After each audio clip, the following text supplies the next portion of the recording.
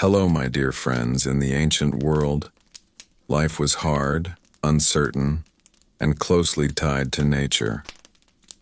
Food depended on weather. Safety depended on strength. Disease moved without warning. Because of this, having children was not always seen as a blessing alone. It was also a responsibility that could become a burden when times were difficult. Many families wanted children, but not too many and not too quickly. Survival required balance. Long before modern medicine and modern tools, people across the world searched for ways to control when a child would be born and when it would not. In early societies, the body was understood through observation rather than science. Women noticed patterns in their monthly cycles.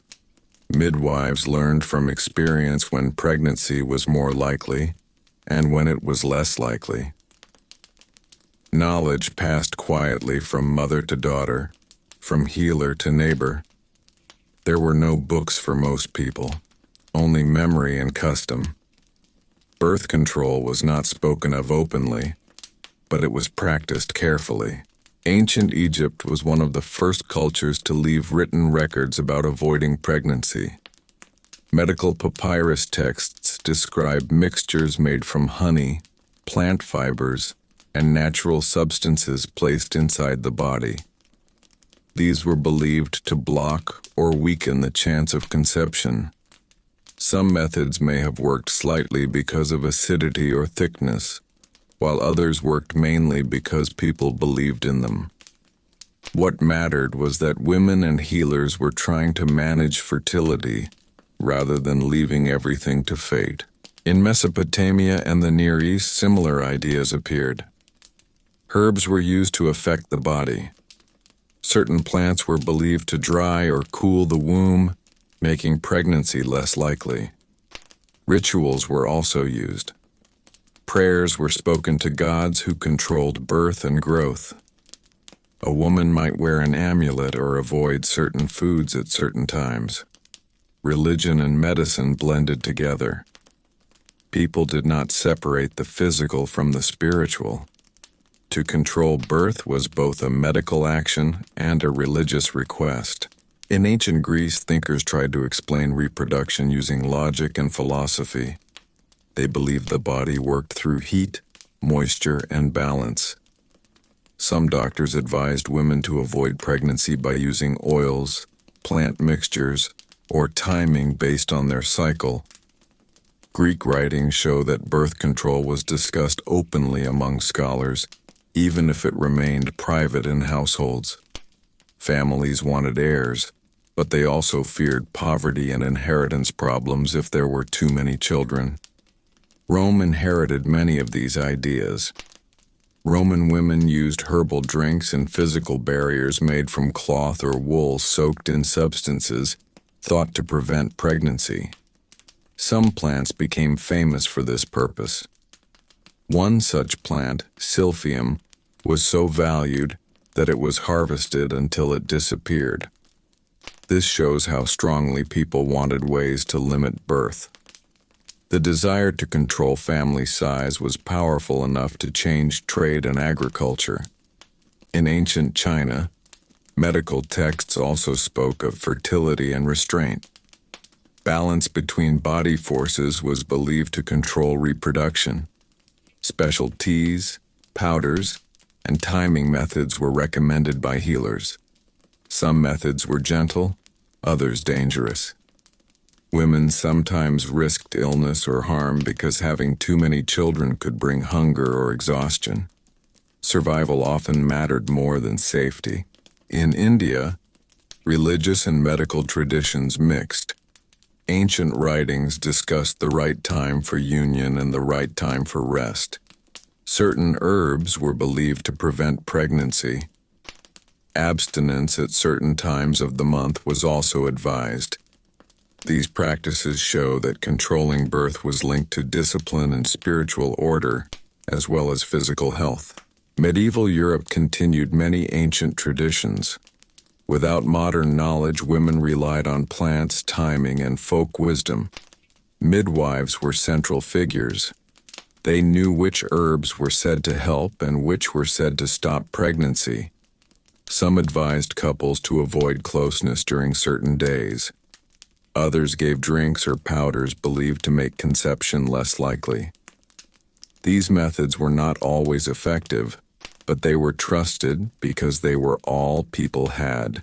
Religion shaped attitudes strongly. In many Christian societies, avoiding children was officially discouraged, but in daily life, people still tried to manage births. Families feared starvation. Mothers feared dying in childbirth. Quiet methods were used without public approval. Official belief and real survival often disagreed. Across cultures, the reasons for avoiding pregnancy were often the same.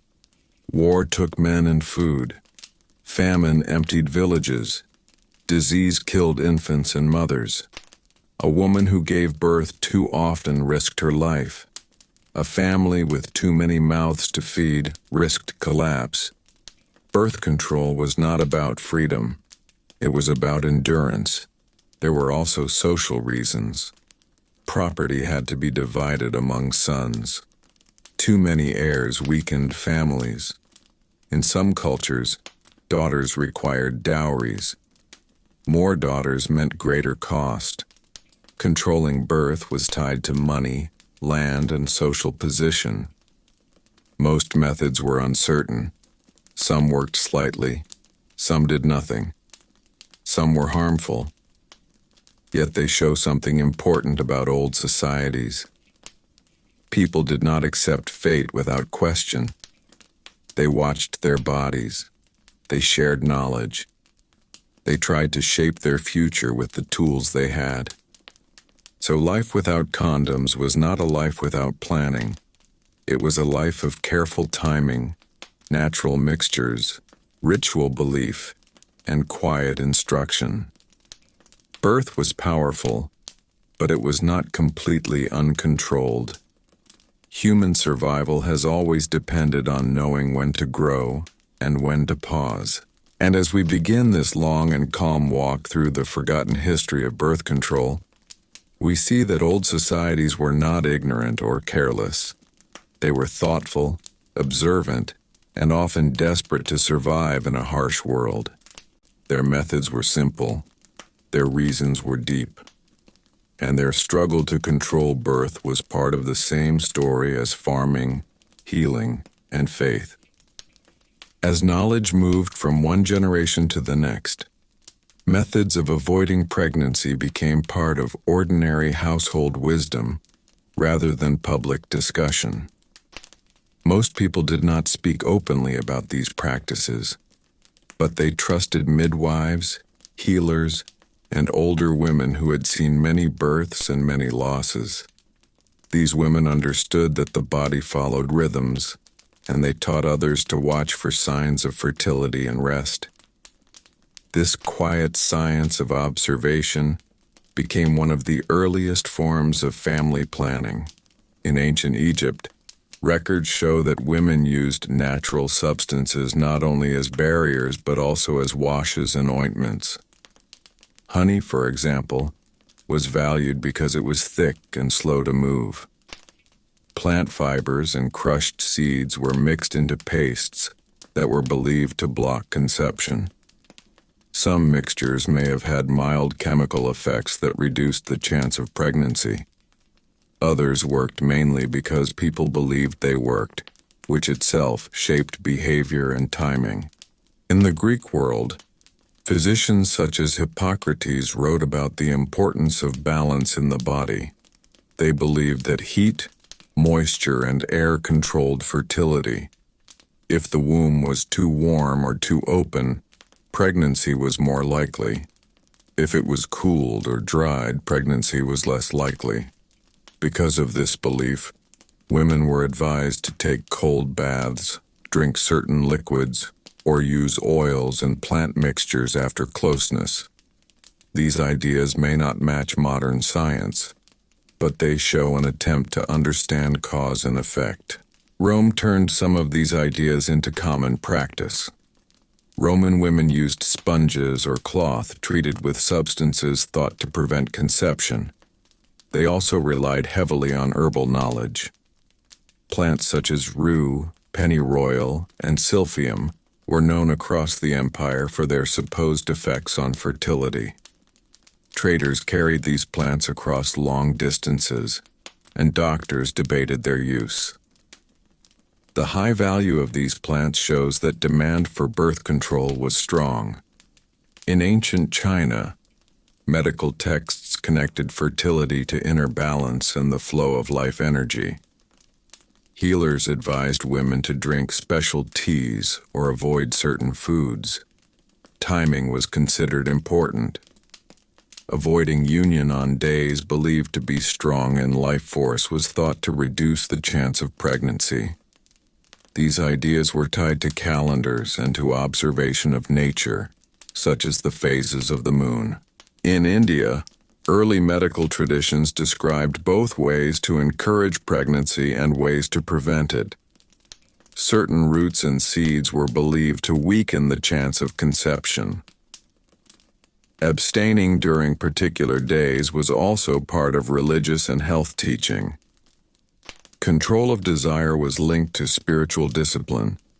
Birth control in this sense was not only physical, it was moral and religious as well. In the medieval Islamic world, scholars wrote openly about family size and health. Medical books described methods for spacing children so that mothers could recover their strength. They believed that frequent childbirth weakened the body. Oils, timing, and herbal mixtures were discussed as tools for managing fertility. These writings show that birth control was not hidden everywhere. In some cultures, it was treated as part of medicine. Medieval Europe carried many of these ideas forward through folk practice. Midwives were the main keepers of this knowledge. They knew which herbs were said to prevent pregnancy and which days were believed to be safer. However, fear also grew around this knowledge. As religious control strengthened, women who practiced herbal medicine were sometimes accused of wrongdoing.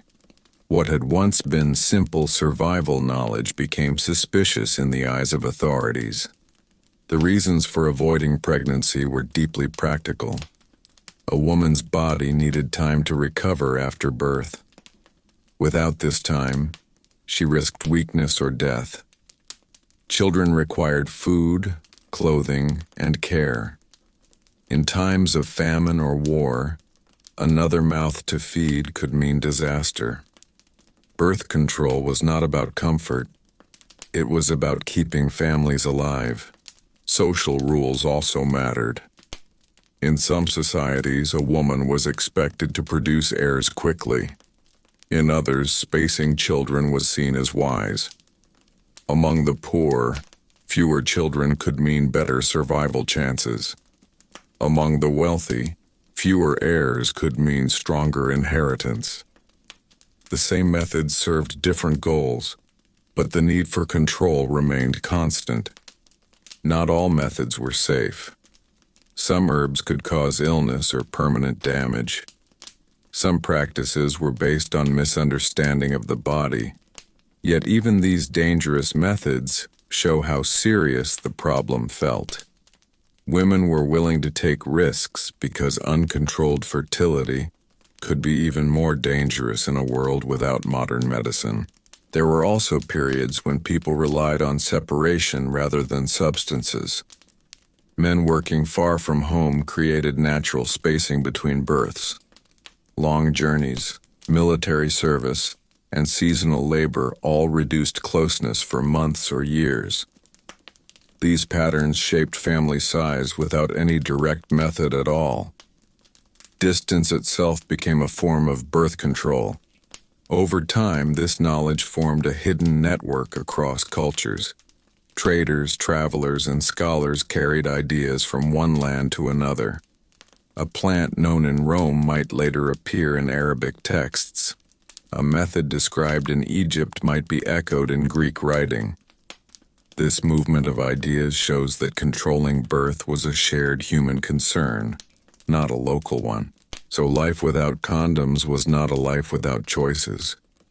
It was a life of careful watching, quiet teaching, and risky experiments. People did not wait for science to save them. They built their own systems from what they saw in nature and from what they learned through loss. And as this second part of our long walk through the history of birth control settles into calm, we see that old societies were not careless about fertility. They studied it with the tools they had: plants, timing, and belief. Their methods were simple, their reasons complex, and their struggle constant. In a world where every birth could mean both hope and danger, learning when not to conceive was just as important as learning how to bring life into the world. As these practices spread and settled into daily life, they became tied not only to health but also to power and control within households. In many ancient societies, decisions about when to have children were shaped by family elders rather than by young couples alone. Mothers-in-law, aunts, and older women carried authority because they had lived through many seasons of hunger and loss. Their advice about spacing births was trusted because it came from experience. In this way, birth control was not a private secret of one woman. It was a shared strategy for survival inside extended families. In farming communities, the timing of children was closely linked to the land. A baby born just before harvest meant extra hands in a few years. A baby born during famine meant risk for both mother and child. People learned to connect fertility with weather, grain stores, and animal herds. This made birth control part of economic planning. Couples did not speak of money in modern terms, but they understood clearly when the household could support another life and when it could not. Ancient medical writers tried to explain these observations using the ideas available to them. They believed that the body could be guided like soil. If the ground was too wet or too dry, seeds would not grow. If the womb was treated in certain ways, pregnancy would be less likely. From this belief came practices such as washing with plant infusions, using oils, or changing diet after closeness.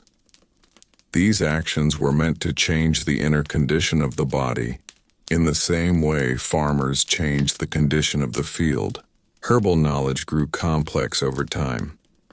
Some plants were used because they caused the body to shed what had begun to form. Others were believed to close the path of conception. This difference was not always understood clearly, but it was noticed through results. When a woman used a certain herb and did not become pregnant, the plant's reputation grew. When harm followed, its use was sometimes hidden or passed on only in whispers. This created a world of knowledge that was half public and half secret. Trade routes helped spread this knowledge. A root known in North Africa appeared later in Greek and Roman writings.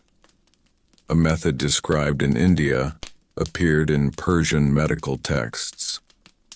The movement of spices and medicines carried ideas about fertility alongside them. Merchants did not trade only in goods, they traded in information. Over centuries, this built a shared understanding across cultures that birth could be influenced, even if the methods were uncertain. Religious belief shaped how these practices were judged. In some cultures, controlling birth was seen as wise care for the body. In others, it was seen as interference with divine will.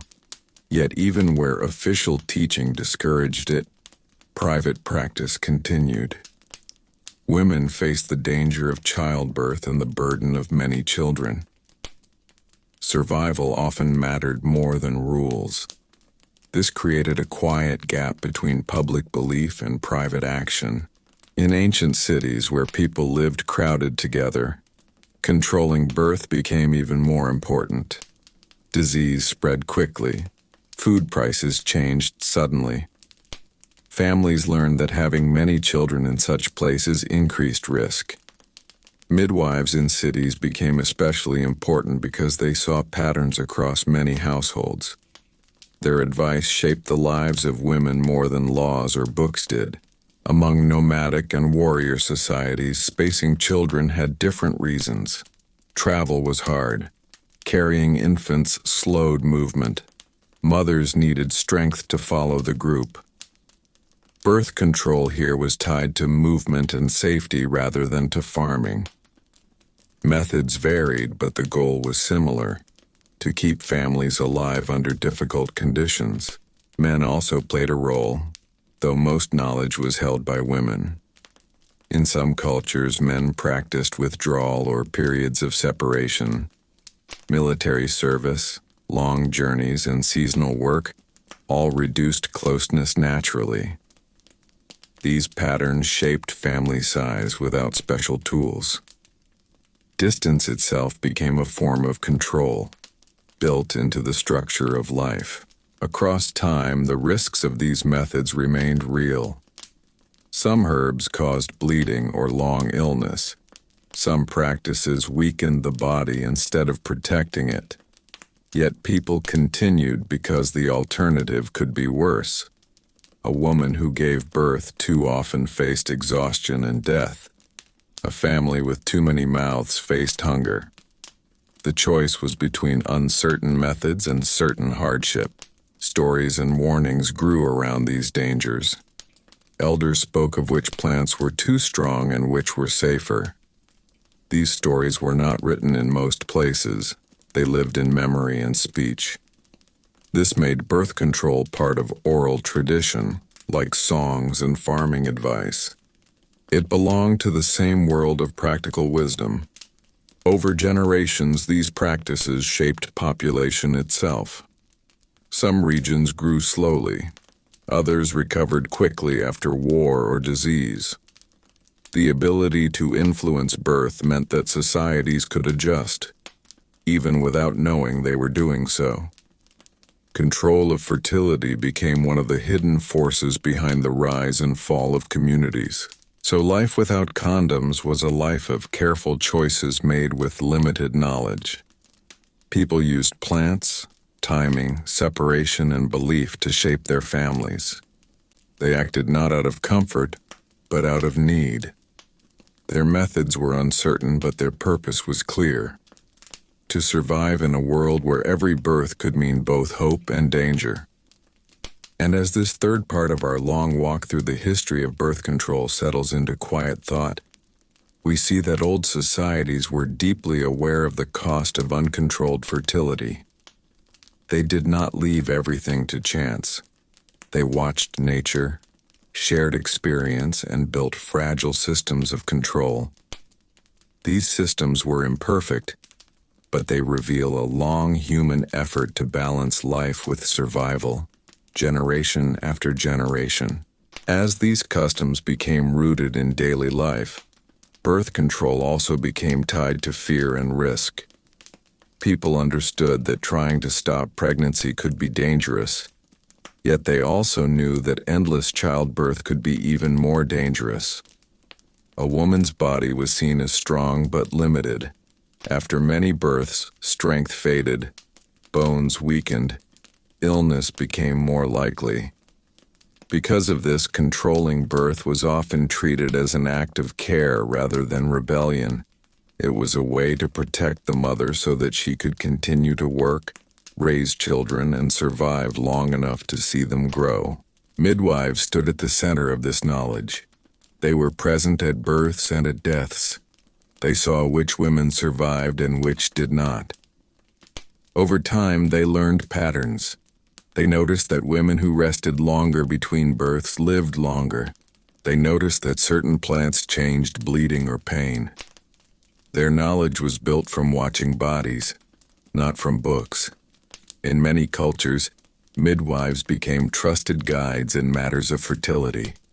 Their words carried more weight than priests or rulers when it came to the body. In ancient towns, women shared this knowledge quietly with one another. It passed through kitchens and courtyards, through whispered advice and simple instructions. A mother told her daughter what to drink. An aunt explained which days were safer. A neighbor warned about a plant that caused sickness. This made birth control part of women's social life, hidden from public record but alive in everyday speech. Written medicine tried to catch up with this practice. In Egypt, Greece, Rome, and later in Islamic lands, doctors recorded what women were already doing. These texts describe herbs, washes, oils, and timing methods. Some of these writings show care and observation. Others show confusion and guesswork. Yet all of them show that people were trying to make fertility something they could influence rather than something that ruled them. In places where religion became strict, this knowledge grew more secret. Official teaching often praised large families or taught that children came only by divine will. But the reality of hunger and disease made such teaching hard to follow. Women still sought ways to delay or avoid birth. The difference was that now they did so quietly, without public support. Birth control moved into the shadow of society, practiced without approval but with strong need. Economic pressure increased this need. In cities, rent and food cost more. In villages, land was divided among sons until fields became too small to support families. A household with fewer children could sometimes survive, where a larger one could not. This made fertility a question of survival rather than morality. Families did not ask whether they should have children. They asked whether they could afford them. Some societies developed customs to space births without substances. Long breastfeeding was believed to delay fertility, and many women nursed children for several years. This practice naturally reduced the number of pregnancies. In this way, feeding a child became part of birth control. It was not planned as science, but it worked through the body's rhythm. This method appeared in many cultures without written agreement, showing how widely it was observed. Periods of separation also acted as control. Men left for war, trade, or seasonal labor. Months or years passed without closeness. These absences shaped family size without intention. In this way, history itself, with its wars and journeys, became a tool of birth control. Human movement shaped human numbers. Some rulers tried to influence birth for their own goals. In times of war or after disease, leaders encouraged families to have more children. In times of crowding or famine, control was more quietly accepted. This shows that fertility was linked to politics as well as to households. The number of children affected armies, taxes, and labor. Birth was never only private. It was part of power. Despite all this effort, control was never perfect. Many children were born by chance. Many methods failed. Yet even failure shaped belief. When a woman became pregnant despite using herbs or timing, it was sometimes seen as destiny. This allowed people to accept what they could not change while still trying to influence what they could. Hope and acceptance existed side by side. Danger followed some practices. Certain plants caused heavy bleeding or long illness. Some mixtures poisoned the body instead of protecting it. Women sometimes paid with their health for the attempt to avoid pregnancy. Yet they continued, because repeated childbirth also carried danger. The choice was between two risks, and families chose the one that seemed smaller at the time. Across continents and centuries, these struggles looked similar. Different plants, different prayers, different customs, but the same problem. How many children can a body bear? How many mouths can a house feed? How long can a woman live if she never rests? Birth control in old societies was not about pleasure or freedom. It was about these questions. So life without condoms was a life shaped by observation, fear, care, and need. People did not understand the body as we do today, but they understood suffering. They built fragile systems from plants, timing, and belief to reduce that suffering. Their methods were uncertain, but their purpose was clear. And as this fourth part of our long walk through the history of birth control settles into calm, we see that behind every herb and every rule was the same desire: to protect life by limiting it. Old societies did not only struggle to create children, they also struggled to decide when not to create them. In this hidden struggle, we find another side of human survival, quiet and constant across time. As generations lived with these fragile methods, birth control slowly became part of cultural identity, rather than only personal choice. Each society developed its own habits, shaped by climate, plants, and belief. What grew in one land could not grow in another, so knowledge followed geography. Desert regions trusted certain resins and gums. River valleys favored seeds and roots. Mountain communities relied more on timing and separation. Nature itself decided which tools were available, and people learned to work within those limits. In many places, the role of women became central to this system. Men might decide when to marry or where to work, but women carried the physical burden of pregnancy. Because of this, women became the main keepers of fertility knowledge. They learned which foods were believed to encourage birth and which were believed to prevent it. They watched how their own bodies responded over time. This made birth control a form of lived experience rather than theory. It belonged to the body before it belonged to words. Rituals grew around these practices. A woman might drink a mixture while speaking a prayer, combining medicine with hope. Another might avoid certain days of closeness because an elder had taught her that the moon or stars made those days dangerous. These rituals gave emotional strength to uncertain methods.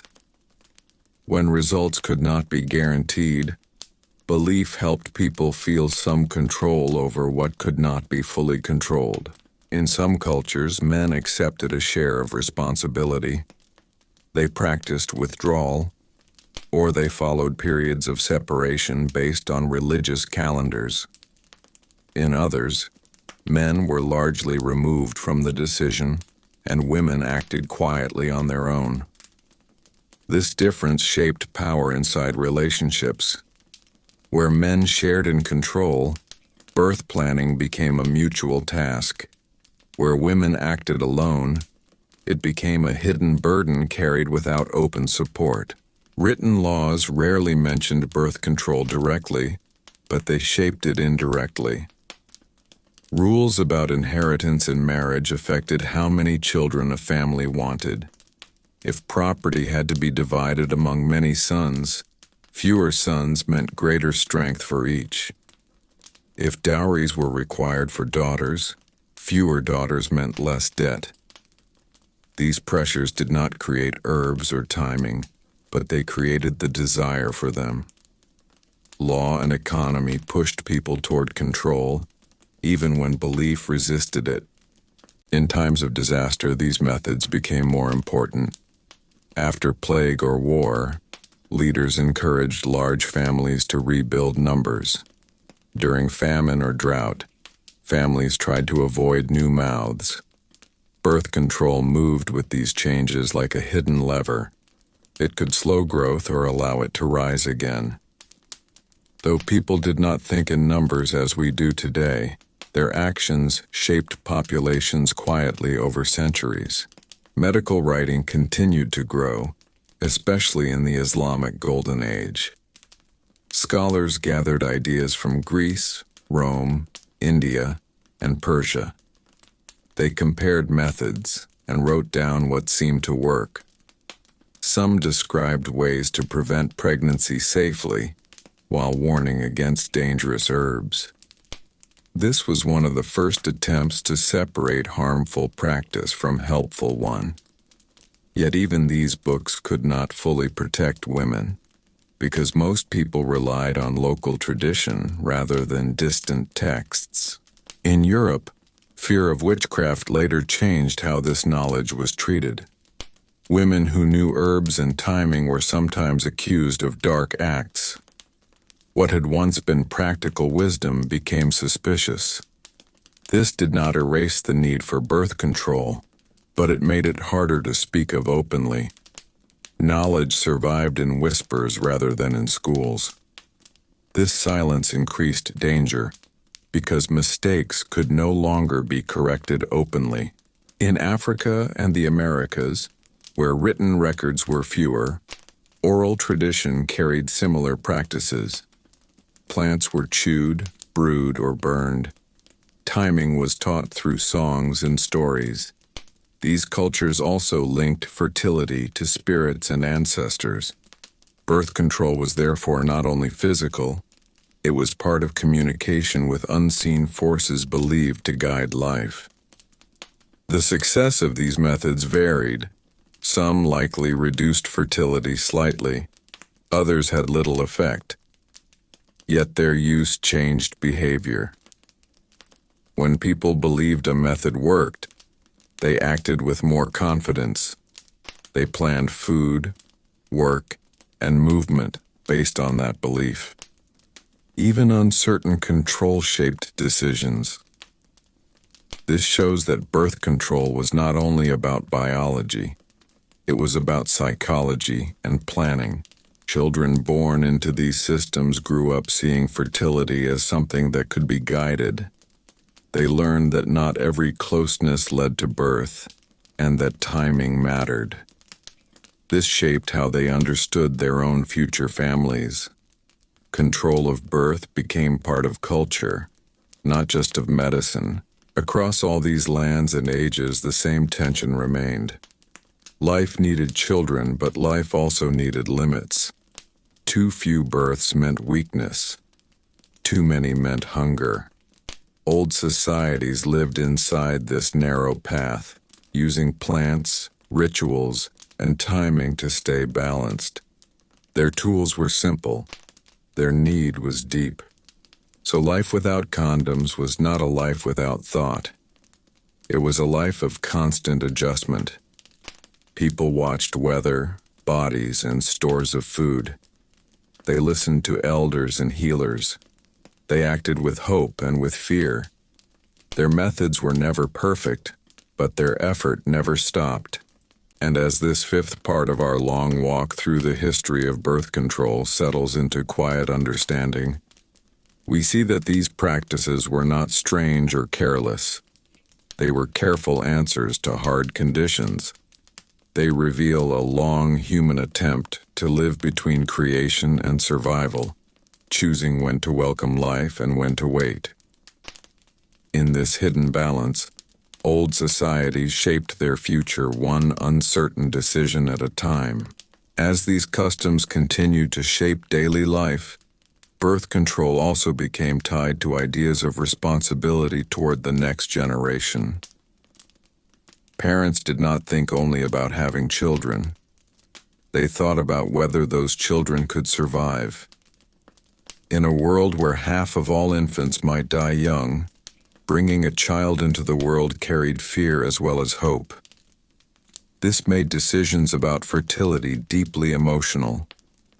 Couples balanced love for future children with fear of loss. Controlling birth was one way to reduce the pain of seeing many lives end too soon. In many societies, the body was seen as a place where balance could be encouraged or disturbed. Food played an important role in this belief. Certain foods were thought to make the body warm and fertile, while others were thought to cool it and reduce the chance of pregnancy. Women adjusted their diet when they wished to avoid conception. These changes were small and quiet, but they gave people a sense that they could influence what was happening inside them. Bathing and washing were also part of these customs. Some cultures believed that washing with cold water after closeness could prevent conception. Others believed that special plant infusions used as washes could protect the womb. These practices were based on the idea that the body could be guided by outside actions, just as fields were guided by irrigation. Even when these methods failed, they shaped behavior by adding steps and caution to intimacy. In river and coastal societies, fish and salt were sometimes linked to fertility beliefs. In dry lands, resins and gums from trees were valued. In forests, leaves and roots were gathered. Each environment created its own medical tradition. What mattered was not only what worked, but what could be found. Birth control methods followed trade routes and climate just as much as belief. The knowledge of when a woman was most likely to become pregnant slowly grew sharper over time. Women noticed that conception happened more often during certain days of the month. Without knowing about eggs or hormones, they still learned patterns through experience. They advised younger women to avoid closeness during times when pregnancy seemed more likely. This simple form of timing became one of the safest methods available, though it was never perfect. Among some cultures, spiritual leaders taught periods of restraint as part of religious discipline. Fasting and sexual abstinence were linked. These periods were meant to strengthen the soul, but they also reduced births. In this way, religion shaped population without planning to do so. Control of desire became control of fertility as well. Men's lives also shaped these patterns. Long hunting trips, trading journeys, and military service created natural gaps between children. A woman whose husband was away for months or years could not conceive. These absences were not designed as birth control, but they acted like it. History itself, with its wars and travels, became a silent partner in shaping family size. In some societies, childbirth was seen as so dangerous that avoiding pregnancy became a form of protection rather than refusal. Stories of women who died in labor spread through villages. These stories taught fear as much as caution. Mothers warned daughters not to exhaust their bodies. Midwives encouraged rest between births.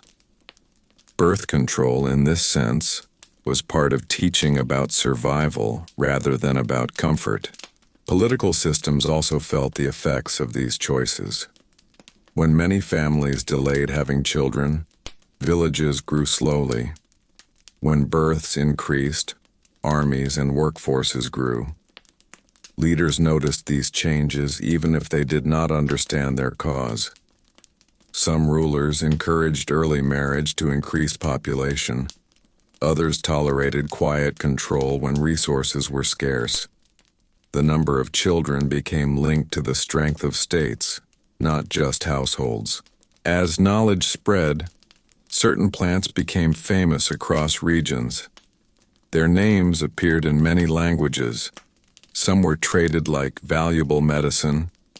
This trade shows that birth control was not a small or rare concern. It was important enough to shape markets and travel. People were willing to pay for the chance to manage their own future, yet danger never disappeared. Some methods caused long-term harm. Others caused sudden illness. Without clear understanding of the body, people experimented with substances that modern medicine would call poison. This reminds us that control came at a price. Women's bodies often bore that cost. Their effort to avoid pregnancy sometimes damaged the very health they were trying to protect. Still, families continued to choose these risks. They chose them because uncontrolled fertility could bring hunger, grief, and early death. In a harsh world, risk was unavoidable. Birth control was one risk taken to avoid another. Over time, these choices shaped how people thought about fate. When a woman became pregnant despite precautions, it was often explained as destiny. When she did not, it was explained as wisdom. This allowed people to live with uncertainty. They could act to control birth while still believing that final power lay beyond them. Action and belief existed together without conflict. Children raised in these conditions learned early that life involved careful planning. They saw how their parents spaced births. They heard warnings about hunger and sickness. This taught them that having children was not only about desire, it was about readiness. In this way, birth control became part of cultural maturity, passed down with farming skills and family stories. Across all these lands and centuries, one truth remained steady. Life without condoms was life shaped by limits. People did not have simple tools to rely on. They relied on memory, plants, timing, and belief. Their control was fragile, but it mattered. And as this sixth part of our long walk through the history of birth control settles into quiet thought, we see that old societies were constantly negotiating between hope and fear. They wanted children, but they also wanted to live. Their methods were imperfect, yet their purpose was clear. They were trying to protect life by choosing when life should begin. As centuries passed, the quiet effort to control birth became deeply tied to women's everyday routines. What had once been special knowledge slowly blended into cooking, cleaning, and caring for the home. A plant used to flavor food might also be known for its effect on fertility. A drink prepared in the evening might carry both nourishment and purpose. In this way, birth control did not always look like medicine. It looked like ordinary life, shaped by hidden intention. In many villages, there was no clear line between food and remedy. The same herbs used to heal fever were also believed to change the body's readiness for pregnancy. This made fertility control part of domestic skill, rather than secret ritual. A woman who knew how to cook well also knew how to protect herself. Knowledge of the body lived beside knowledge of bread and fire. Seasonal change influenced these habits strongly. During times of plenty, when harvests were good and storage jars were full, families were more open to welcoming new life. During times of scarcity, when grain was thin and animals were weak, caution grew. Women adjusted their behavior based on the world outside their door. Birth control became a response to the weather, just as planting and harvesting were. In colder regions, winter created natural pauses in fertility. Long nights and hard travel reduced closeness. Food was rationed. Energy was saved. In warmer lands, drought or flood played the same role. The body followed the land. This made nature itself a guide for family size. Control of birth was not only human choice, it was also environmental pressure. Stories and myths carried these lessons forward. Tales warned of families who grew too fast and suffered hunger. Other stories praised patience and planning. These stories were not written as lessons about birth control, but they taught caution about growth. Children learned through story that too much at once could bring trouble. In this way, fertility became part of moral teaching. Healers and wise women often held a difficult position in society. They were respected for their knowledge but feared for it as well. Their power over birth made them seem mysterious. In times of crisis, they were blamed when methods failed or when illness followed. This shows how closely control of birth was tied to fear. Life and death rested close together in these practices. In some cultures, young women were taught to avoid pregnancy before marriage through strict separation and watchful eyes. In others, early unions were common. and birth control was used to delay children until the household was stable. Different societies shaped different paths, but the same question remained. When is the right time for a child? As trade expanded, ideas moved faster. Travelers described customs from distant lands. A plant used in one region was tested in another. A timing method known in one culture appeared in another under a different name. This sharing did not create a single system, but it widened the search for solutions. Birth control became part of global exchange long before modern science. The danger of these methods never disappeared. Some women lost their health trying to avoid pregnancy. Some died from unsafe remedies. These tragedies did not stop the practice, but they shaped it. Over time, communities learned which methods were too harmful and which seemed gentler. Survival forced slow improvement. Even without knowledge of anatomy, men's attitudes also shifted across cultures. In some places, men supported spacing children because it reduced hunger and hardship. In others, they demanded many heirs and left women to bear the burden alone. These differences shaped women's lives deeply. Where men shared responsibility, methods were safer and more open. Where they did not, women acted in silence and risk. War changed everything. When armies marched, villages lost men and food. Women left behind struggled to survive. During these times, births often dropped naturally because of separation and stress. After war, rulers encouraged growth again. Fertility followed history's rise and fall like a shadow, always reacting to danger and relief. Across all of this, belief remained strong. Many people trusted that gods or spirits guided birth. They used herbs and timing, but they also prayed. This allowed them to act without feeling they were defying fate. They believed they were cooperating with higher power, not fighting it. Control and faith lived side by side. Children born into these worlds grew up seeing how carefully life was managed. They watched their mothers measure food, count days, and whisper advice. They learned that bringing a child into the world was not only about love, it was about survival. This shaped their own choices when they became adults. So life without condoms was not careless or wild. It was careful and restrained. People did not leave fertility to chance alone. They worked with what they had: plants, seasons, belief, and experience.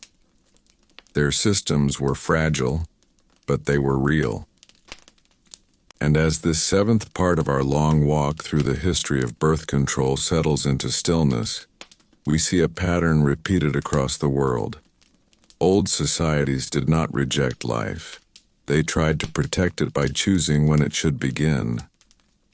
In a harsh world, this quiet control became one of the hidden tools of human survival.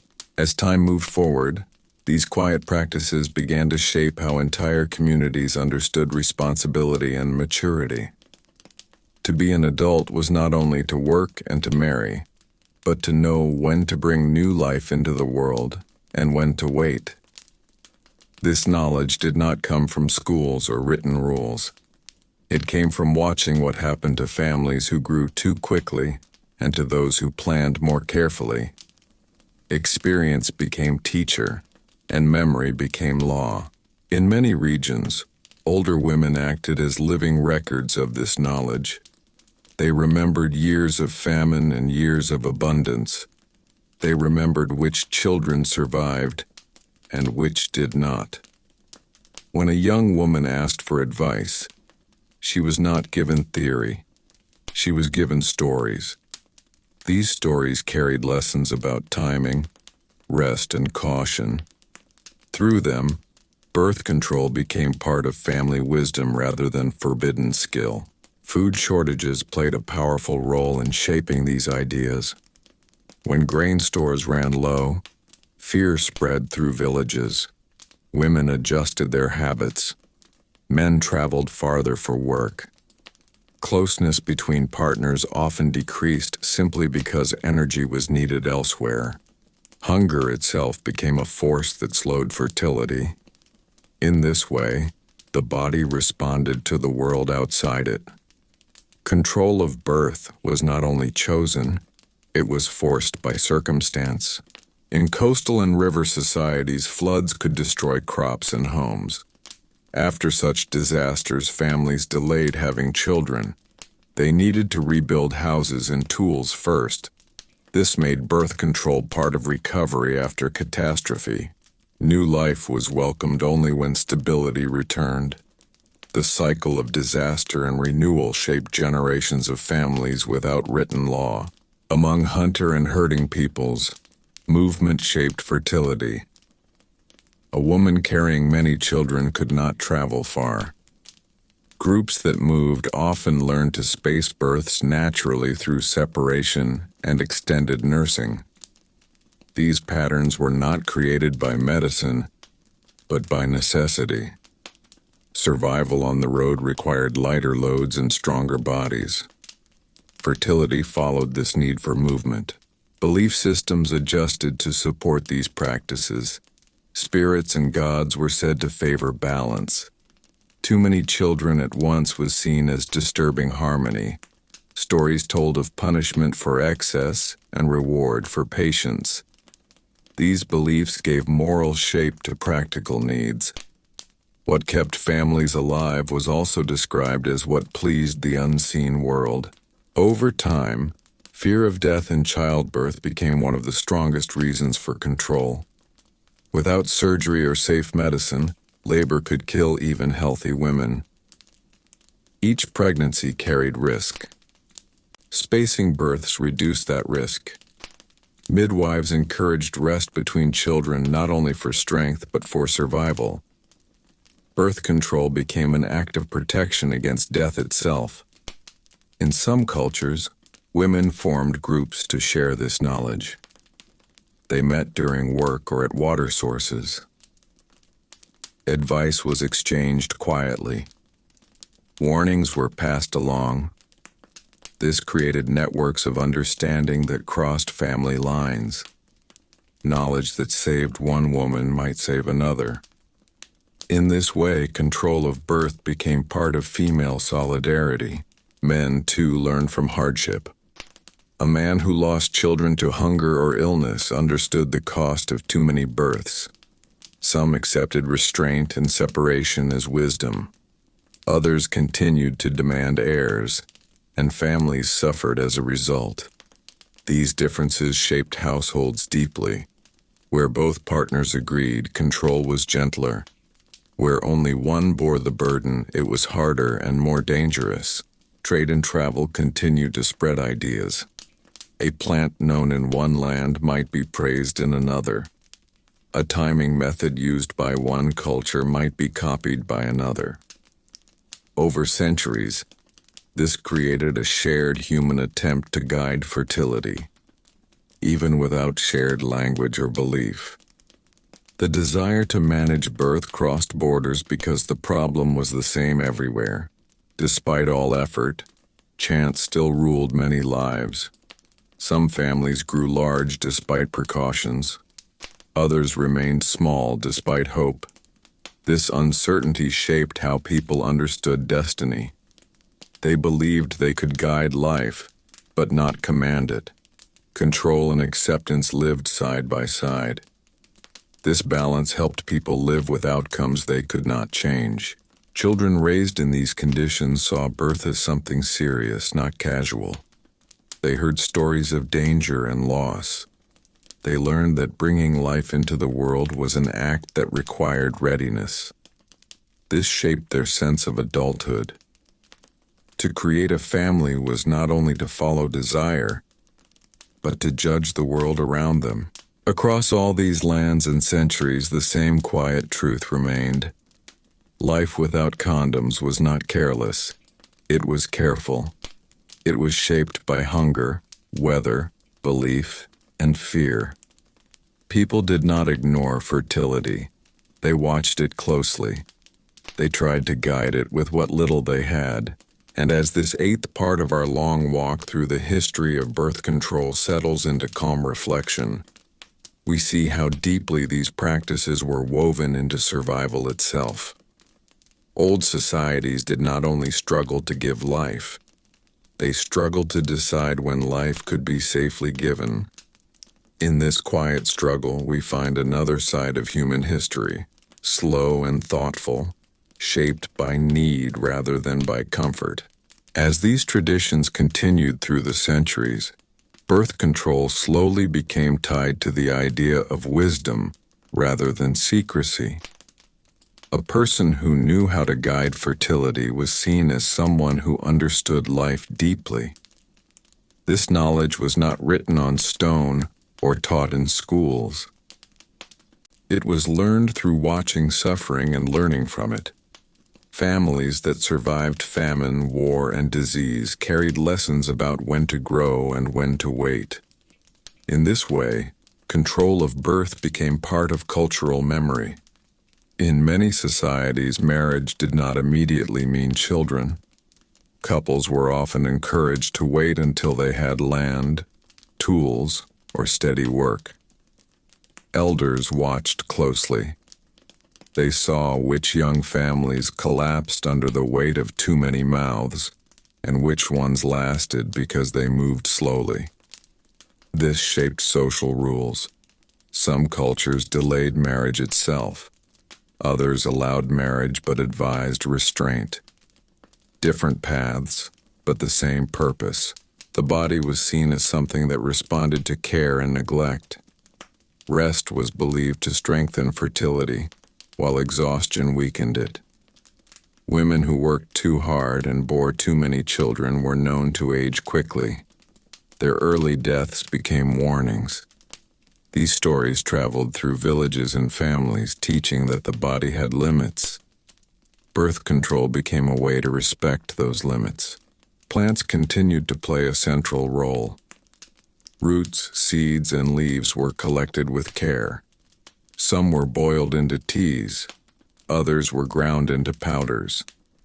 Their effects were not always understood, but their results were observed. If a plant seemed to reduce pregnancy, it became part of tradition. If it caused harm, it was feared or abandoned. This slow process of trial and memory shaped early medicine. In river civilizations, water itself became part of fertility practice. Washing after closeness was believed to cleanse the body and reduce the chance of conception. This belief spread widely because water was already linked to purity and renewal. Even when it did not work physically, it changed behavior. It added distance between closeness and daily life, creating a pause that felt protective. Belief in fate remained strong, but it did not remove human effort. People prayed for healthy children, but they also prayed for rest between them. Gods were asked not only to give life, but to delay it. This shows that ancient faith was not only about abundance, it was about timing. The idea of too soon mattered as much as too late. Among warrior cultures, long periods of fighting reduced birth naturally. Men were absent. Women waited. After wars ended, leaders encouraged families to grow again. This created waves of birth and rest across generations. Fertility followed the rise and fall of conflict. History itself became a force of birth control without intention. In crowded cities, disease made families cautious. More people meant more sickness. Women who lost children to illness feared repeating that pain. They delayed births to protect themselves and future children. Birth control became a response to grief as much as to hunger. Loss taught caution. The spread of writing slowly changed how this knowledge was treated. Medical texts began to record what had once been oral tradition. This gave some methods authority and others doubt. Yet most people still trusted local knowledge more than distant books. A neighbor's experience mattered more than a scholar's words. Birth control remained rooted in lived reality. There were also moral debates. Some thinkers argued that avoiding pregnancy weakened society. Others argued that too many children weakened families. These debates showed that fertility was no longer only personal, it was political and social. How many children were born affected armies, farms, and taxes. Control of birth became part of the conversation about the future of the state. Still, for most people, the issue remained simple. Could they feed another child? Could the mother survive another birth? These questions shaped daily decisions more than philosophy did. Birth control stayed close to the kitchen and the field rather than to the palace or the temple. Over time, children born into these systems learned to see fertility as something guided by care rather than by chance alone. They heard elders speak of hard years and easy years. They learned that not every desire should become action. This lesson reached beyond birth and into other parts of life. Patience became a virtue taught through the body. Across continents and centuries, the same pattern repeated. People lived close to hunger and death. They wanted children, but they feared loss. They used what they had to shape the future. Herbs, timing, belief, and separation formed a fragile shield against chaos. So life without condoms was not uncontrolled. It was controlled in quiet ways that left few records. It was shaped by weather, work, and memory. It showed that human beings have always tried to guide life, rather than surrender to it completely. And as this ninth part of our long walk through the history of birth control settles into stillness, we see how deeply this struggle touched every part of existence. It shaped marriage, work, belief, and hope. In the absence of modern tools, people used ancient wisdom to walk a narrow path between creation and survival, carrying that balance forward from one generation to the next. Across these long stretches of time, the quiet effort to guide fertility became woven so deeply into ordinary life that people no longer thought of it as a special practice. It became part of how a household planned its future, just as it planned for harvest, storage, and shelter. Decisions about closeness were shaped by the same questions that shaped planting and travel. Was there enough food? Was the mother strong enough? Was the season safe? In this way, the body was treated like land, something that needed care and rest as well as use. In many cultures, the idea of balance stood at the center of this thinking. Too many children at once was believed to disturb harmony inside the family, just as too much rain could flood a field. This belief did not come from science. It came from watching what happened when families grew faster than their resources. Hunger followed. Illness followed. Sometimes death followed. These outcomes taught caution more clearly than any rule ever could. Over generations, this caution turned into custom. Medical traditions continued to grow slowly. Healers observed which methods seemed to work and which caused harm. Some advised gentle practices, such as spacing births through long nursing or careful timing. Others still relied on strong plants and mixtures. The line between medicine and danger remained thin. What one woman survived, another could not. Yet the search for safer ways never stopped. Every generation added small pieces of understanding to what came before. In places where religion guided daily life, spiritual meaning was added to these customs. Fertility was seen as a gift, but also as something that required readiness. Prayers asked for children, but they also asked for protection from too many at once. This shows that people did not see control of birth as rejection of life. They saw it as respect for the conditions needed to support life. Social order was shaped by these choices as well. Families that spaced children were often stronger and more stable. Their children were healthier. Their homes lasted longer. Over time, these families became examples within their communities. Others copied their habits, not because of written law, but because of visible success. In this way, birth control spread through imitation rather than instruction. In crowded towns, this wisdom became even more important. Space was limited. Disease spread quickly. A single illness could move through many homes. Women who lived through such outbreaks learned to delay pregnancy until danger passed. Their bodies became part of the city's defense against disaster.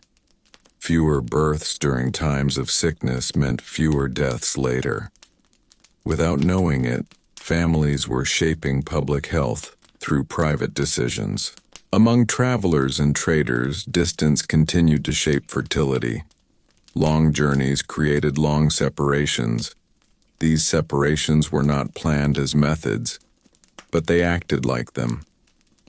History itself created pauses in family growth. Wars, migrations, and work shaped the number of children born just as much as herbs or timing ever did. Human movement left its mark on human numbers. Knowledge continued to cross borders.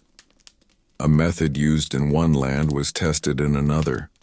Some ideas survived, others faded. What remained was not a single technique, but a shared understanding that birth could be influenced. This understanding was one of the great hidden discoveries of early humanity. Long before modern tools, people realized that life did not only happen, it could be guided, yet uncertainty always remained. Many pregnancies came despite every effort. When this happened, people turned to belief to make sense of it. They said the gods had chosen. They said fate had spoken. This belief allowed them to accept what they could not prevent. Control and surrender lived together without conflict. One guided action, the other gave peace.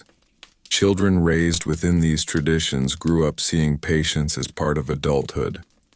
They learned that not every desire should become action, and not every action should become immediate result. This lesson shaped more than family size. It shaped character. It taught waiting, planning, and care for the future. Through famine and abundance, through war and peace, these quiet practices continued. They did not appear in grand monuments or heroic stories. They lived in kitchens and sleeping spaces, in whispered advice and careful timing. They were part of survival, not glory. So life without condoms was life lived with attention. People watched the land, the body, and the passing of time. They made choices based on fear and hope, on memory and belief. Their tools were simple, but their purpose was serious. They were trying to keep families alive in a world where life was always uncertain. And as this long thread of human effort continues forward, we see that the wish to control birth is not a modern invention. It is an ancient response to hardship. It shows that even in the earliest societies, people did not only accept what happened to them, they tried in small and careful ways to shape what came next. As these customs continued to shape human life, the idea of planning the future through careful fertility control became tied to dignity and self-preservation. People did not speak of choice in modern words, yet they understood that survival depended on timing. A woman who bore children too quickly lost strength. A family that grew too fast lost food. These truths were learned not through theory, but through repeated hardship. Over generations, this knowledge became part of what it meant to live wisely. To control birth was to protect the body and the household from collapse. In many ancient societies, this wisdom was reflected in everyday habits rather than special acts. The spacing of nights together, the use of certain foods, and the avoidance of closeness during times of sickness all worked together to shape fertility.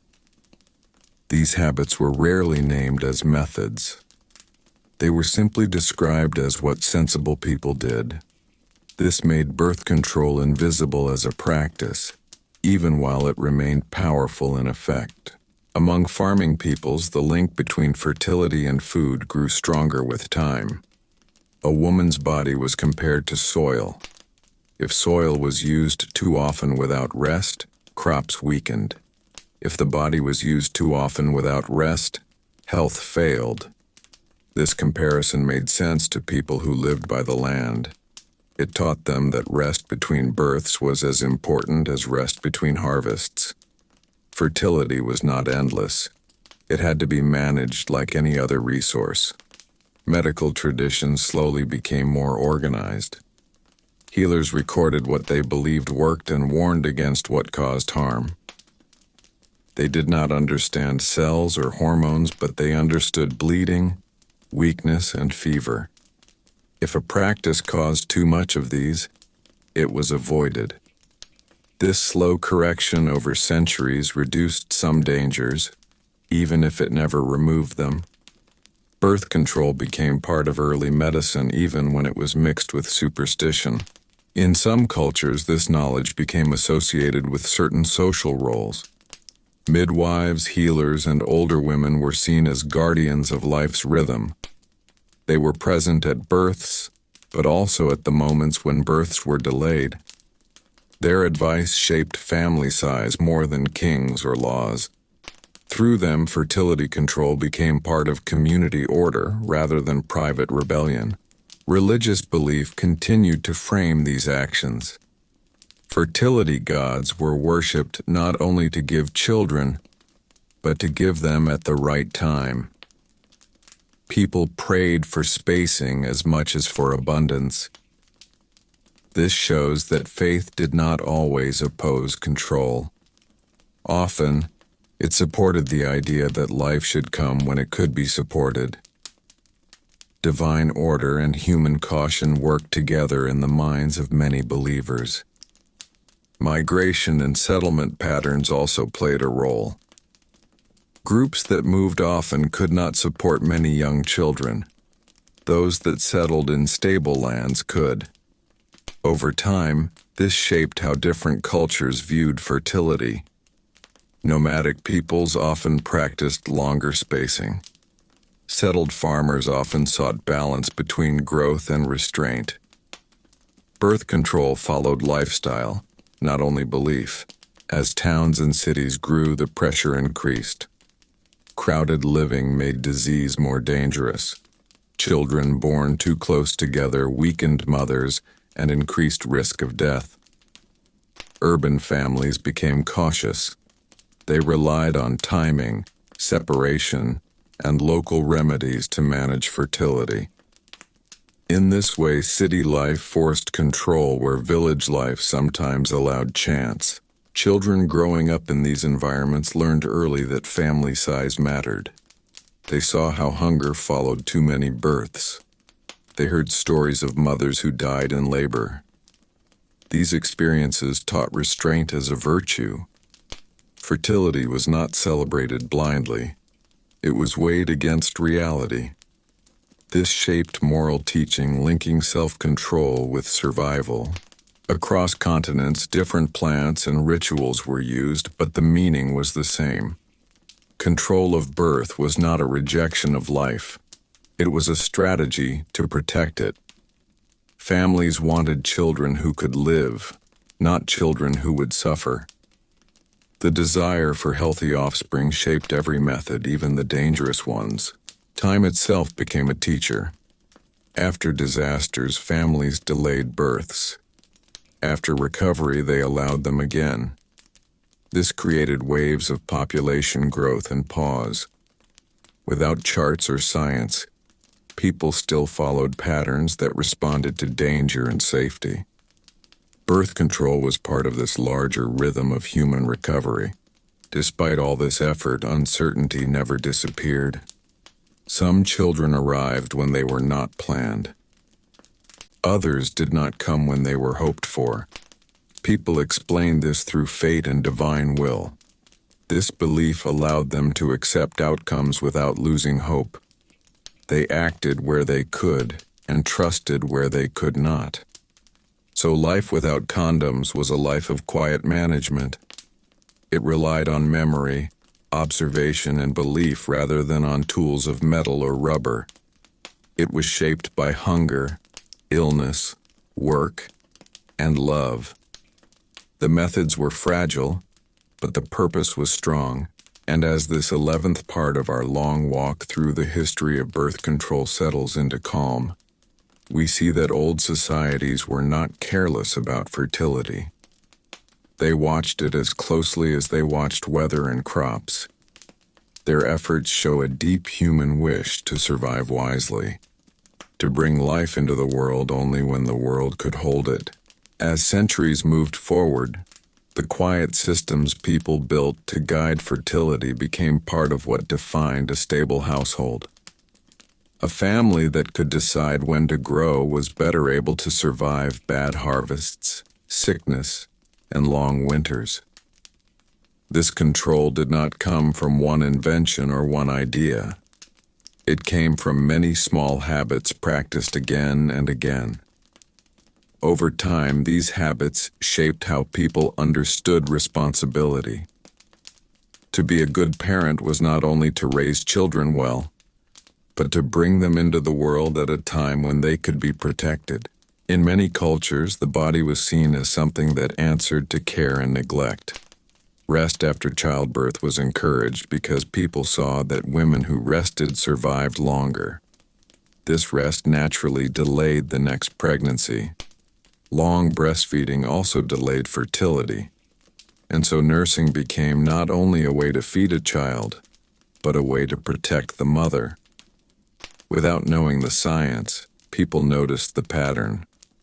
Where women nursed longer, births were spaced farther apart. This simple observation became a powerful tool in shaping family size. Climate and geography continued to guide these customs. In dry lands where drought could come suddenly, families became cautious. They delayed births when water was scarce. In fertile river valleys, people allowed growth but still watched their limits. The earth itself taught lessons about restraint and timing. Birth control followed the same logic as farming. Plant when the ground is ready, wait when it is not. The role of elders grew stronger with time. Older women in particular became trusted voices because they carried memories of disaster and survival. They had seen famine, war, and disease. When they advised younger women to wait, their words carried weight. These lessons were not written down, but they were remembered through story and example. A woman learned by watching what happened to her neighbors and her own mother. Social rules slowly formed around these practices. In some places, newly married couples were expected to wait before having children. In others, the first child came quickly, but the second and third were delayed. These patterns varied by culture, but the purpose was the same. Families tried to avoid having many small children at once because that made survival harder for everyone. In towns and cities, this wisdom became even more important. Crowded streets meant disease spread easily. A sick mother could not care for many children. Urban families learned to be cautious. They used timing, separation, and local remedies to space births. In this way, birth control became part of urban survival. even though it was never officially taught. Trade and travel continued to carry ideas across the world. A plant known in one land became famous in another. A practice learned from travelers was tried at home. Over generations, this exchange created a wide web of knowledge about fertility. Different cultures used different tools, but they all shared the belief that birth could be guided. Danger remained close to these practices. Some herbs caused heavy bleeding. Some methods weakened the body. Women sometimes suffered because of the very attempts meant to protect them. Yet even these dangers did not erase the need for control. Uncontrolled birth could mean hunger, grief, and death. People chose between risks, hoping to find the lesser one. Belief in fate helped people live with uncertainty. When a woman became pregnant despite precautions, it was often said that the child was meant to come. When pregnancy was avoided, it was seen as wisdom or blessing. This way of thinking allowed people to act without feeling they were defying higher powers. They believed they were working within a larger plan, not against it. Children raised in these worlds learned early that life required planning. They saw how carefully food was stored and how carefully births were spaced. They learned that desire had to wait for safety. This lesson shaped not only family size, but character. Patience became part of maturity. Restraint became part of care. Across all these lands and centuries, birth control was never only about the body. It was about the future.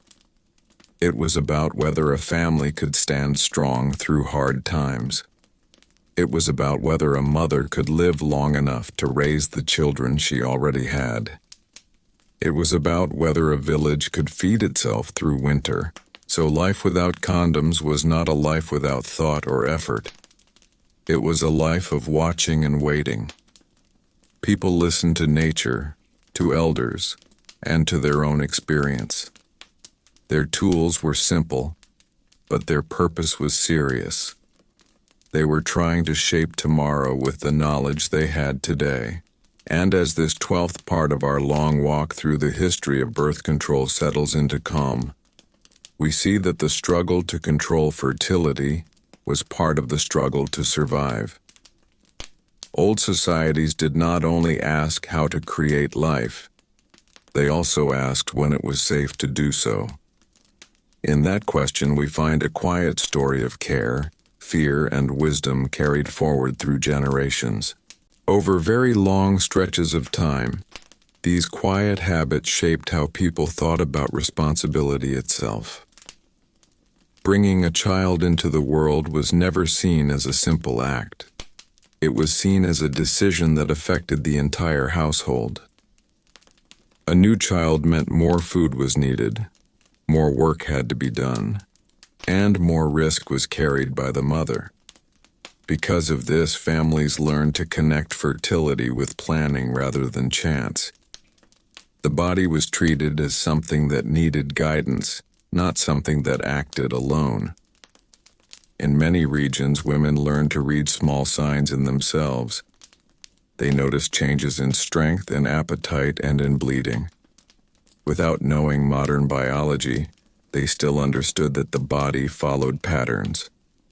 When these patterns were watched carefully, families felt they could avoid pregnancy during certain times and allow it during others. This knowledge did not come from schools. It came from lived experience, repeated again and again until it became trusted. Work also shaped these choices.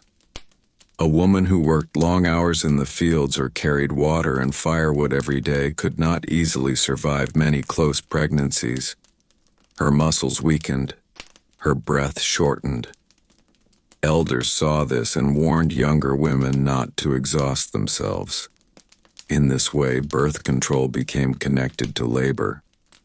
The harder life was, the more carefully fertility was managed. In households where food was stored for winter, birth control became part of storage thinking.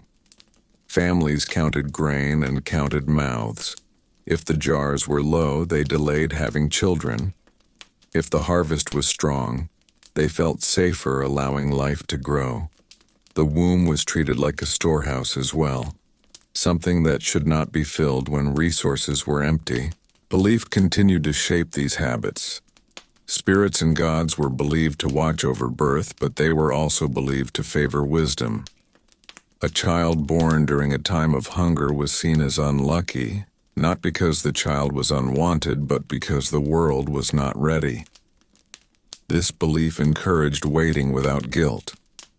It allowed people to delay pregnancy while still believing in divine order. Among traveling peoples, spacing children was even more important. A mother with too many infants could not move quickly. Her survival and the group's survival were connected. For this reason, long breastfeeding, separation, and timing became strong customs. These methods did not come from theory. They came from walking long distances with children on the back and learning what the body could and could not carry. In crowded towns, the pressure was different but just as strong. Disease spread easily from house to house. A sick mother meant sick children. Urban families learned to wait until danger passed before allowing new life. This made fertility part of health management. Birth control became one of the few ways families could protect themselves in places where medicine was weak. Trade continued to move ideas across the world. A remedy used in one region appeared later in another. A timing practice known in one culture was copied by another.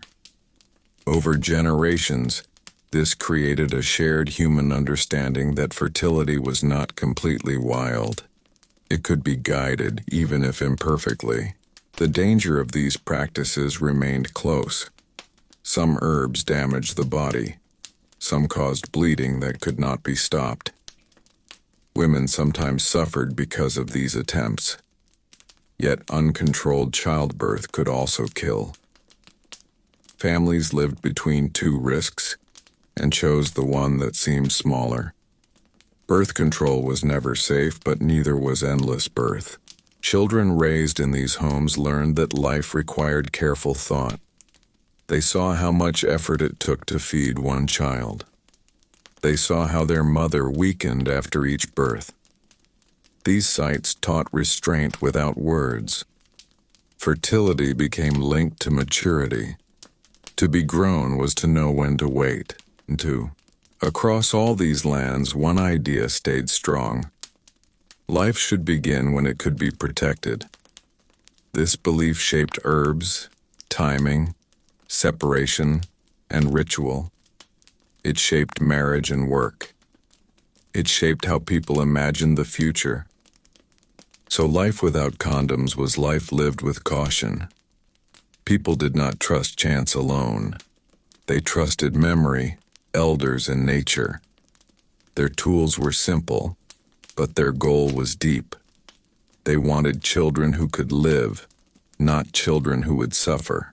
And as this long human effort continues quietly through history, we see that birth control was never about rejecting life. It was about choosing the right moment for it.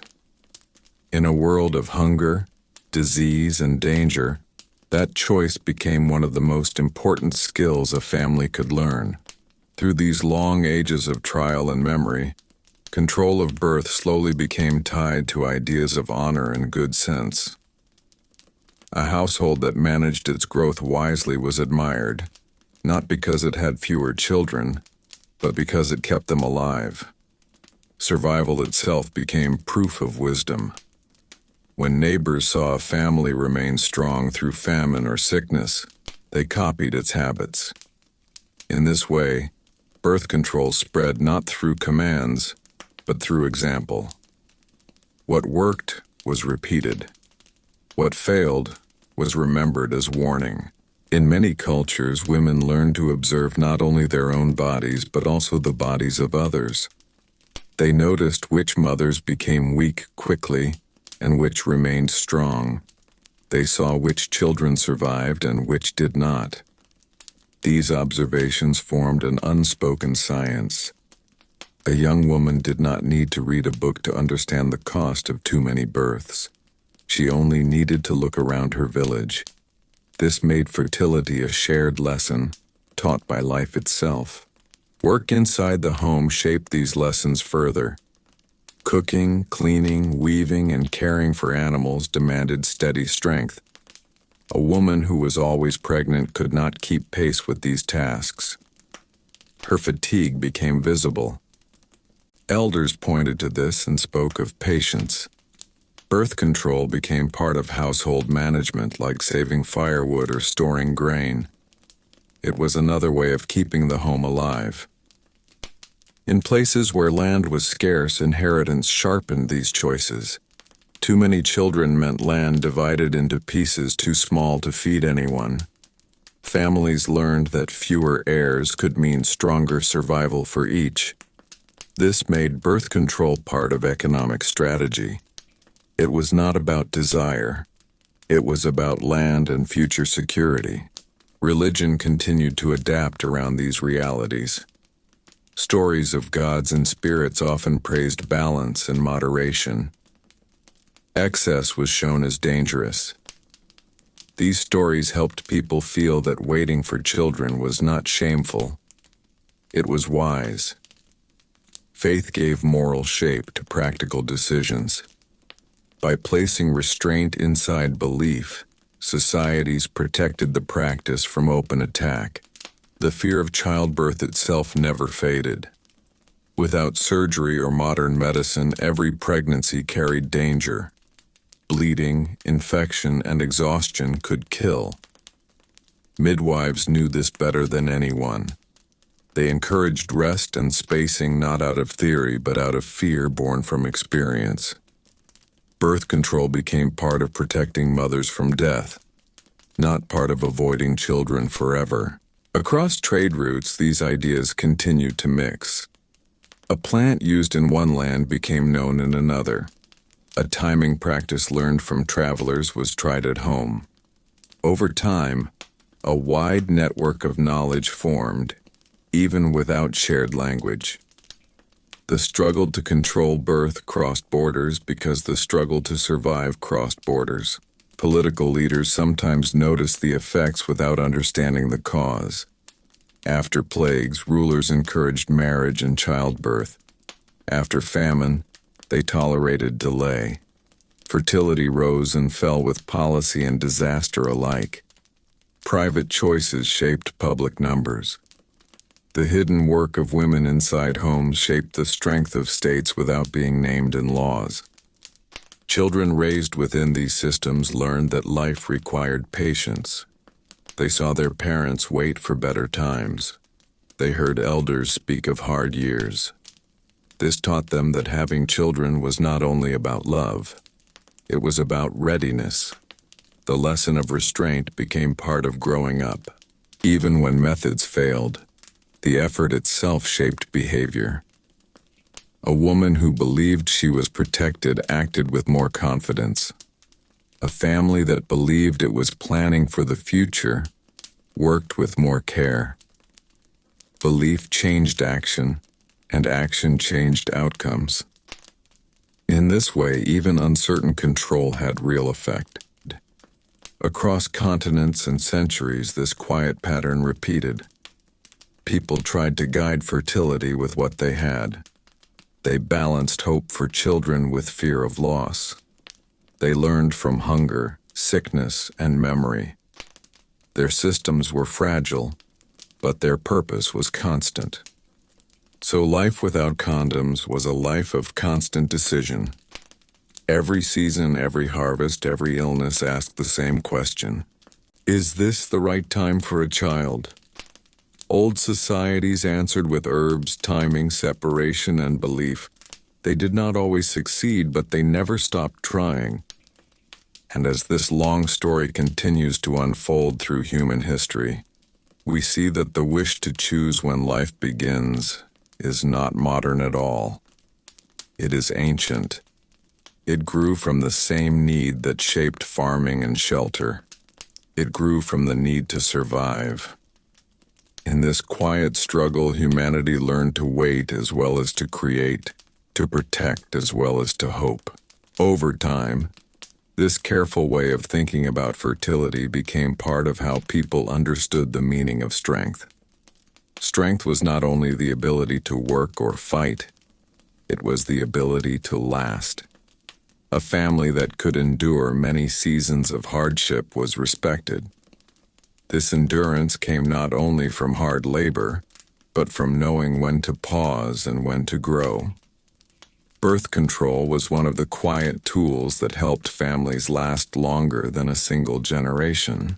In many villages, this wisdom showed itself in simple daily choices. Couples paid attention to illness in the home. When sickness spread, they avoided closeness, not out of fear of punishment, but out of fear of weakness. A sick mother could not care for children. A sick household could collapse. These small acts of caution shaped fertility without ever being named as a system. They were simply part of protecting what already existed. The seasons continued to guide these habits. During long winters or dry summers, when food was thin and bodies were tired, families naturally became more careful.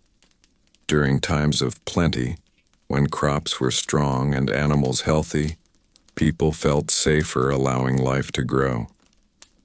This created a natural rise and fall in births that followed the earth itself. Fertility became another way the human body answered the land.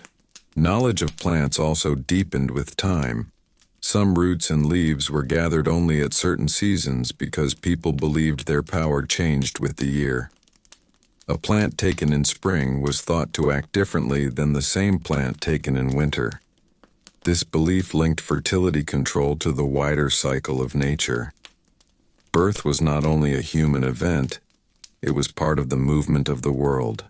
Among some cultures, songs and sayings carried this wisdom forward. Short lines spoken during work or travel reminded people of patience and caution. These were not instructions about the body, but about timing and care. They taught that waiting could be as important as acting. In this way, birth control became part of language and rhythm, not only part of medicine.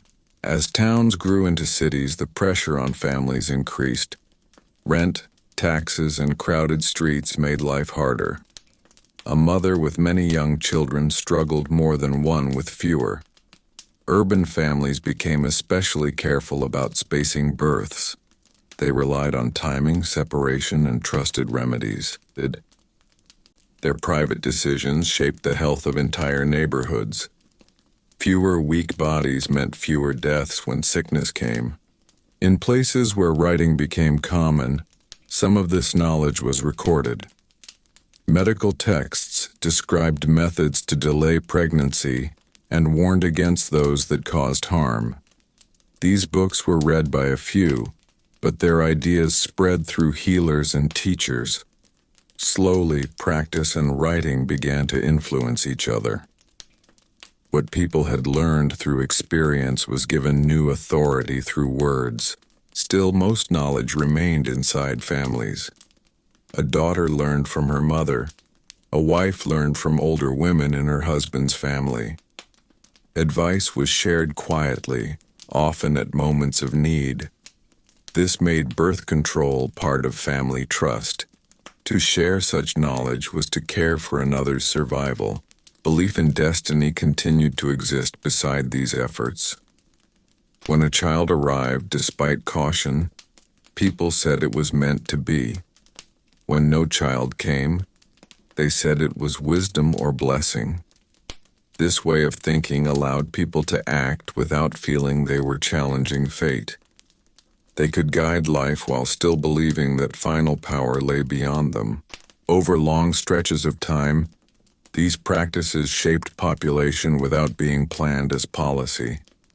Villages that spaced births survived famine better. Regions that delayed growth after disaster recovered more slowly, but more safely. Human numbers rose and fell with these hidden choices.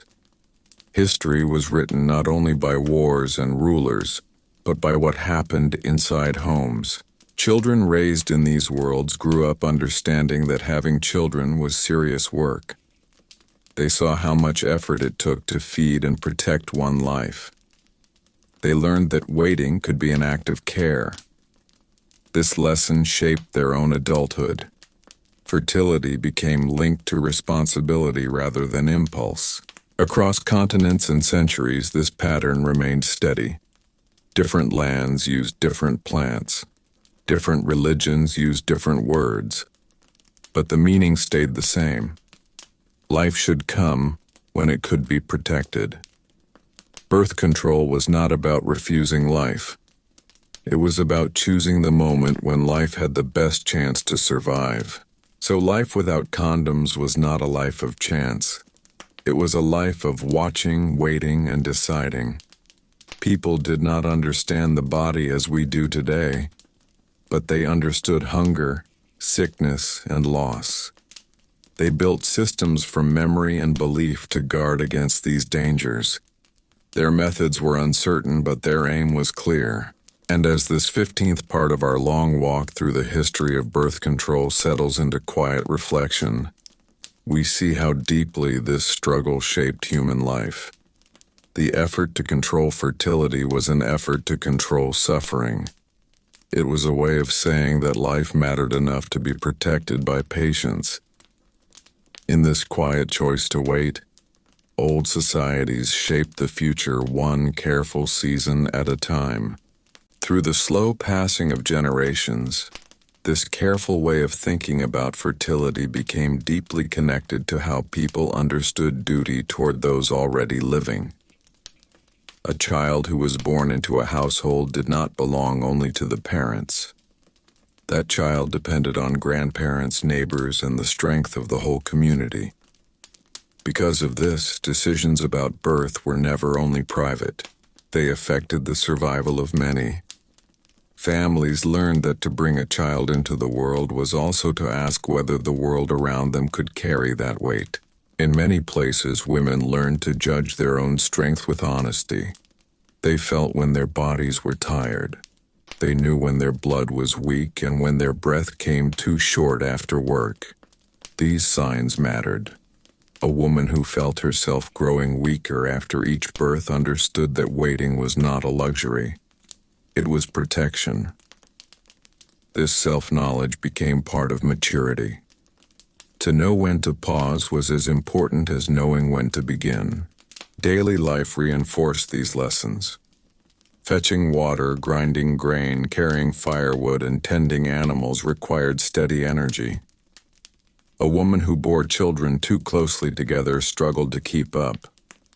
Her weakness became visible to everyone.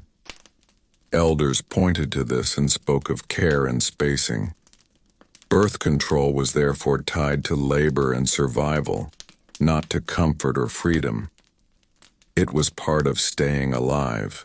In farming societies, the connection between seed and womb grew even stronger. Just as fields needed rest between harvests, bodies were believed to need rest between births. If the soil was planted again too soon, crops failed. If a woman conceived again too soon, health failed. This comparison made sense to people who lived by the land. It turned fertility into something that could be managed through patience rather than chance. Trade continued to move ideas quietly across long distances. A plant known in one valley appeared later in another. A timing practice used near one sea showed up far inland. Over centuries, this exchange created a loose network of knowledge. Different cultures found different answers, but they were asking the same question. How can life be brought into the world without destroying the one who carries it? The danger of childbirth remained one of the strongest teachers. Without surgery, without safe tools, a difficult birth could end a woman's life. Families remembered these deaths. They spoke of them in low voices. These memories shaped behavior more strongly than any rule. Fear became a form of wisdom. Spacing births became a way to lower the chance of tragedy. Religious belief continued to offer comfort and explanation. When a woman avoided pregnancy and stayed strong, people said the gods had granted her rest. When she became pregnant despite caution, they said the gods had chosen the time. This belief allowed people to act without feeling guilty. They could try to guide life while still trusting a higher order. Effort and faith walked together. Among traveling peoples, the body was shaped by movement. Carrying infants over long distances was dangerous. Women who traveled learned to delay births through long nursing and separation.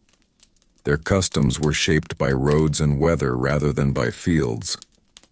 Yet the meaning was the same. Fertility had to match the conditions of life. In growing towns, disease taught another lesson. Crowded streets meant sickness spread quickly. A mother weakened by pregnancy was more likely to die when illness came. Urban families learned to be cautious. They delayed new life until danger passed. Their private choices shaped the health of whole neighborhoods. In this way, birth control became part of survival in crowded places. Children raised within these habits learned that life required planning. They saw how carefully food was stored and how carefully births were spaced. They learned that desire had to wait for safety. This lesson shaped how they understood adulthood. To be grown was to know when to hold back. Even when methods failed, the effort itself mattered. A family that believed it was protecting itself worked with more care. A woman who believed she was resting her body acted with more confidence. Belief shaped action, and action shaped outcome. In this way, even uncertain control changed the future. Across continents and centuries, this pattern remained steady. People tried to guide fertility with what they had. They balanced hope for children with fear of loss. They learned from hunger, sickness, and memory. Their systems were fragile, but their purpose never changed. So life without condoms was life lived with constant attention. People watched the land, the body, and the passing of time. They did not leave fertility to chance alone.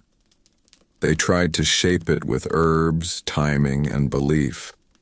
Their tools were simple, but their aim was deep. They wanted children who could live, not children who would suffer. And as the 16th part of our long walk through the history of birth control settles into quiet calm, we see how deeply this struggle touched every corner of life. It shaped work, belief, family, and future. In the absence of modern tools, people used ancient wisdom to walk a narrow path between creation and survival, carrying that balance forward from one generation to the next. With every passing century, these quiet choices about fertility became woven into the meaning of care itself. To care for a family did not only mean to feed and shelter it, it also meant to protect it from growing beyond what it could hold. Parents learned that love was not only shown by bringing children into the world, but also by waiting when the world was too harsh to receive them. This waiting was not seen as weakness. It was seen as foresight, the kind that kept households standing when others fell. In many communities, the idea of readiness guided everything. A child was welcomed when the house had space, when food jars were not empty, and when the mother's strength had returned. These conditions were not written into law, but they were felt deeply. A woman who conceived again too soon was often pitied, not praised. People saw the danger in her tired body and worried for her future. This social response quietly encouraged spacing without ever naming it as a rule. Daily work continued to teach these lessons. Grinding grain, carrying water, and caring for animals required steady movement.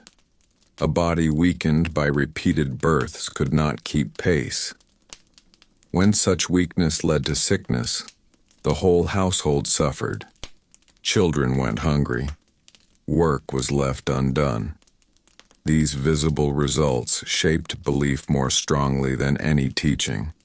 Fertility control became part of practical knowledge, learned through watching what happened when limits were ignored. In lands shaped by long winters, time itself acted as teacher. Cold and darkness slowed life. Food became precious. Families waited. Births fell naturally in these seasons. In warmer lands, drought and heat played the same role. Everywhere, nature pressed people toward caution. The body followed the world outside it, and fertility rose and fell with climate and season. Stories continued to carry these truths. Elders spoke of years when too many children were born and hunger followed. They spoke of years when families waited and survived. These stories were not about methods, they were about outcomes. Children learned from them that timing mattered. The lesson was simple. Growth without care led to loss. Growth with patience led to survival. The role of women as guardians of this knowledge remained central. They knew their own pain. They knew the fear of childbirth. They knew the effort of raising children when food was thin. Their advice carried weight because it was shaped by lived experience. In many places, this made older women powerful voices in family decisions. Their memory of suffering became protection for the young. Men's lives also shaped these patterns. Long journeys for trade or war created natural spaces between births. Separation became an unplanned form of control. When men returned, closeness resumed. In this way, history itself guided fertility through movement and absence. Wars, migrations, and work left marks not only on maps but on family size. Belief in unseen forces continued to give meaning to these actions. Gods and spirits were asked to give children when the time was right, and to delay them when it was not. This prayer did not cancel effort. It supported it. People felt they were working with higher order rather than against it. This made waiting feel acceptable, even honorable. In crowded towns, the pressure of disease remained strong. Illness spread quickly from house to house. A pregnant or weakened woman faced greater danger. Families learned to wait until sickness passed before allowing new life. Their private caution shaped the health of whole streets. Without knowing it, they were practicing a form of public protection through personal choice. Children raised in these conditions grew up understanding that life required judgment.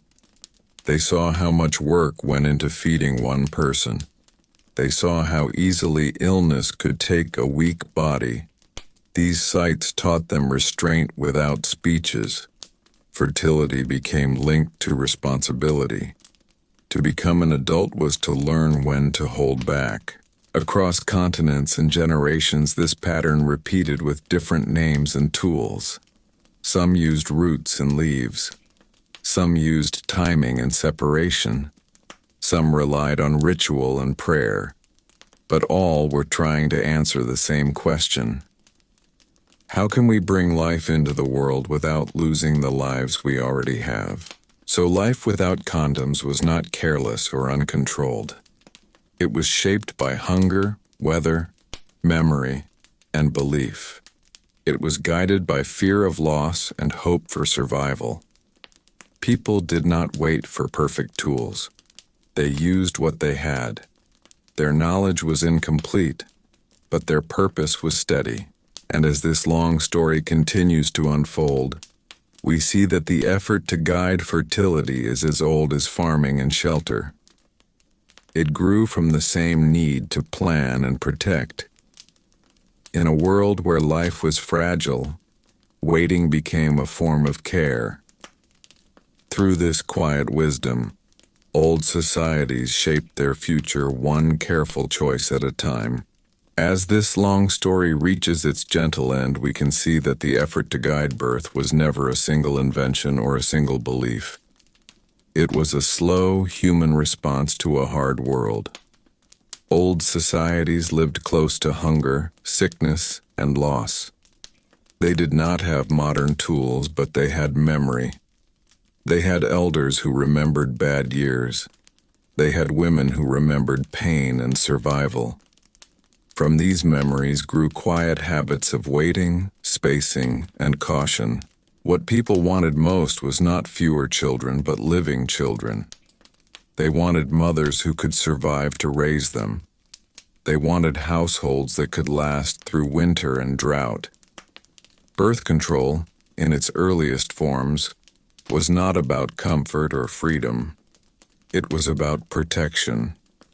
It was about choosing the moment when life had the best chance to continue. Across deserts, forests, mountains, and rivers, different cultures found different ways to face the same problem. Some trusted plants and roots. Some trusted timing and rest. Some trusted prayer and ritual. Many trusted all of these at once. Their methods were uncertain, but their intention was clear. They were trying to balance hope with fear, growth with survival, desire with responsibility. We see now that fertility was never only a private matter. It shaped villages, towns, and whole populations. Wars, famines, and diseases changed family size as much as any herb or practice. History itself became part of birth control. Movement, separation, and recovery guided when life could safely begin again. Inside homes, these choices were made quietly. They were made while counting grain, while nursing children, while watching the sky for rain. They were made through stories told by elders and through pain remembered by mothers. No records were carved in stone for these decisions, yet they shaped the future just as much as kings and battles did. Life without condoms was life lived with attention. People watched their bodies. They watched their land. They watched time itself. They learned that not every season was a season for growth. Sometimes survival meant waiting. In that waiting, they protected the lives they already had. So when we look back at these old societies, we do not see carelessness or ignorance. We see patience. We see fear mixed with wisdom. We see human beings trying to shape tomorrow with the little knowledge they had today. Their struggle was quiet, but it was constant. It lived in kitchens and fields in whispered advice and careful timing. And as our slow walk through this forgotten history comes to rest, we leave with one clear truth. Long before modern tools existed, people already understood that life must be guided, not only welcomed. They knew that survival depended not just on bringing children into the world, but on choosing when the world was ready for them. If you enjoyed this calm journey through history, take a peaceful moment to like this video and subscribe for more slow and thoughtful stories from the past. Your support helps these quiet histories continue, one gentle chapter at a time.